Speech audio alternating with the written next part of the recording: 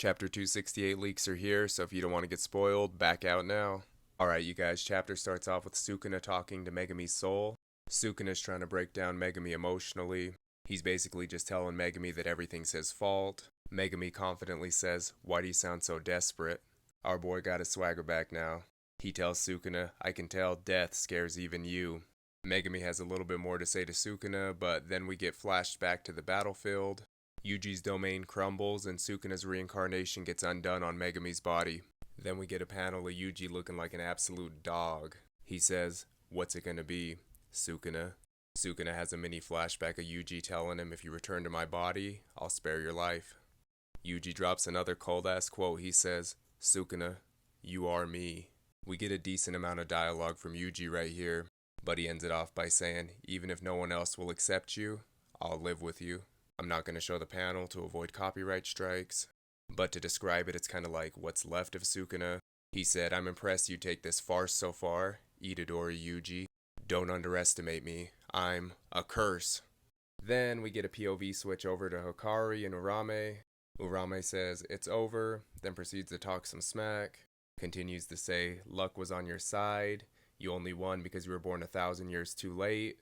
Hikari says, "Luck was on my side, huh? That's the highest compliment a guy like me can get." Urame kinda laughs and says, "I suppose you're right," then turns to dust and literally disappears. Then we get another POV switch to Fushiguro in a bed and he asks Yuji, "What are you doing?"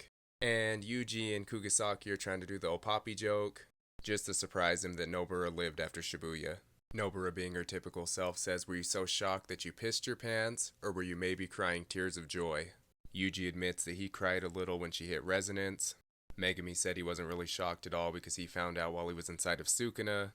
Yuji says, "Since all three of us are here, I guess it's time to open these." He was given letters for each of them from Gojo. Nobara opens hers and says, "What? This isn't a letter, this is just info on where my mom is and what she's doing."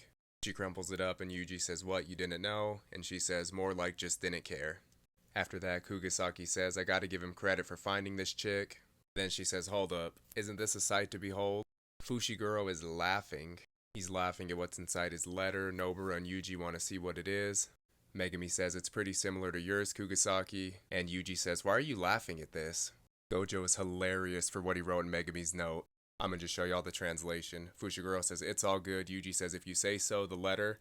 Unfortunately, your daddy's dead and buried, 'cause I killed that dude." Then we get the cute little Gojo saying, "Sawi." Then Nobara says, "Oh shoot, we gotta hurry to Maki and the others." Then the final page, Yuji says, "We've gotta save his life." An unknown voice says, "Yuta, you son of a bitch." Megami says, "Is that what saving his life sounds like?" Editor's note, "Is Akotsu alright? Only 3 chapters remain." Then the chapter ends, and we have a break next week. Let me know your thoughts on this chapter down in the comments.